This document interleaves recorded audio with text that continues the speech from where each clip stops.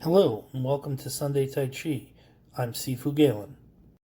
In this week's episode, I'd like to discuss the Taoist principle of Wu Wei. Wu Wei is the principle of non-action or effortless action. This is a key principle of both Tai Chi and Taoism. It is the notion of making your actions effortless.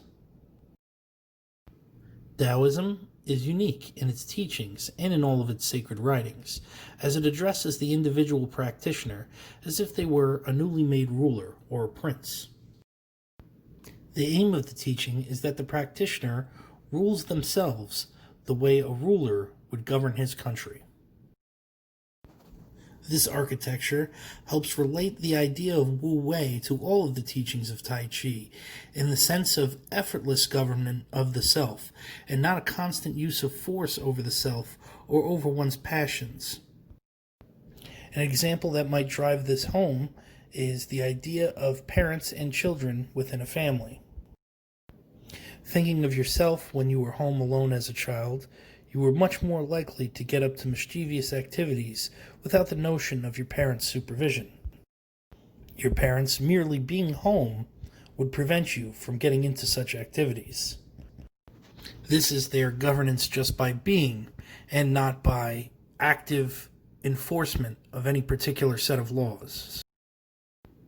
Of course, there are many counterexamples, and this is not a hard and fast rule for all instantiations.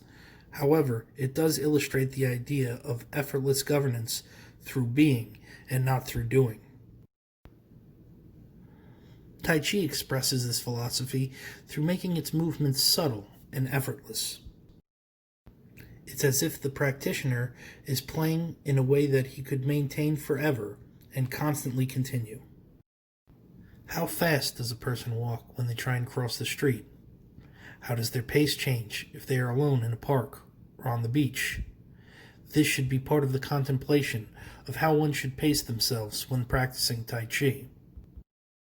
It is not about racing towards a destination, but it is more about enjoying the comforts of a small journey. This is in stark contrast to what so many of us understand to be the definition of Western life, where things are results-oriented and completely focused on goals, rather than the enjoyment of the day-to-day process. The movements should also contain a certain amount of effortlessness in it, which is not to say that they're devoid of intention. Each movement is focused and alert, and none of it is haphazard. But unlike other more stressful and impactful activities like weightlifting or running, the movements of Tai Chi are not denoted by the effort within, but the intention behind. There should be a calm and effortless awareness that comes from the Tai Chi form. In the same sense that the awareness of the driver of a vehicle is not denoted by how hard he grips the steering mechanism, but by how aware he is to the street and how his intentions are in steering of the vehicle. This idea is often confused with subtle relaxation, which is a part of Tai Chi, but is not the goal of effortlessness. Again, if I can make use of my own enthusiasm for golf, they say the best drives have an effortless look to them, and that you're not using force, but allowing the form of your swing to constitute the power and the speed of your drive. Similarly, Tai Chi relies on its form to constitute its power. Moreover, that the power of Tai Chi is not constituted in one's personal efforts. It is not a use of force, and it is not an exertion of one's physical prowess. The Taoist principle of non-action can also be seen in the idea that doing nothing is often the best course of action. This can be understood in contrast to so many of our reactions to what are stimulus in our environments.